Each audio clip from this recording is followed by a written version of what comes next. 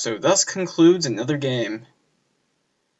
But before we go too much into that, we have the old-fashioned difficulty analyses.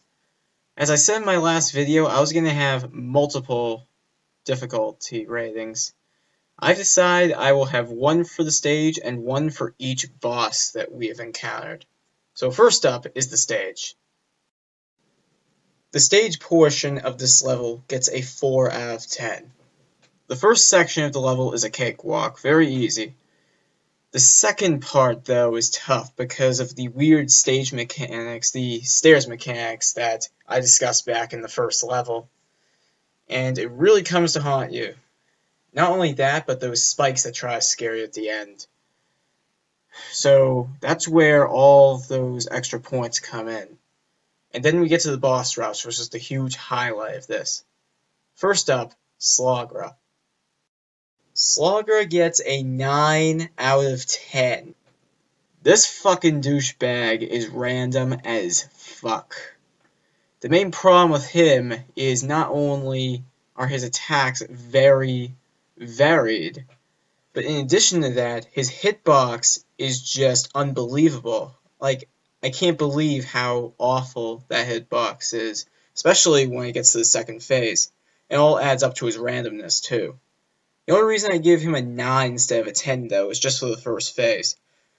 I forgot all about that safe technique.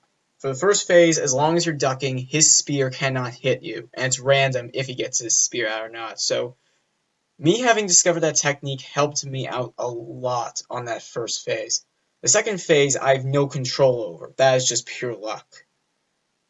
So, he may very possibly be worse than Medusa. And that's saying so much. Next up, Gaiden. Gaiden, on the other hand, is almost the complete opposite. He gets a 2 out of 10. He puts up at least a little bit of a fight in his first phase. The second phase is an absolute joke, though. He does the exact same thing. All he does is just fly around and just shoot fireballs down every 3 or 4 seconds. Very simple. Not much of a threat at all. Then you got Death. I actually give Death a 2 out of 10. Death is made a lot easier than he could be thanks to that twirly whip trick that we can all do. But you gotta make sure you're doing that, otherwise he can hit you very easily. As long as you're doing that, you're fine. And then, Dracula.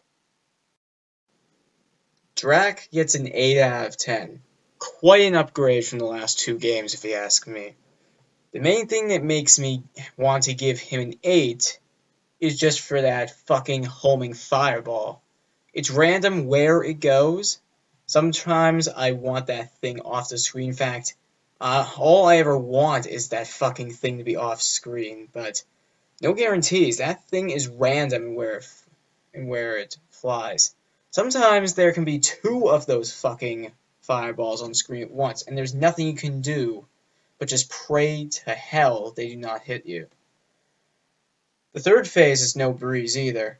Trying to find spacing in between those lightning bolts, which have random spawning locations, by the way, it can be very problematic in anticipating where those lightning bolts are going to spawn. So 8 out of 10 for Drac, definitely.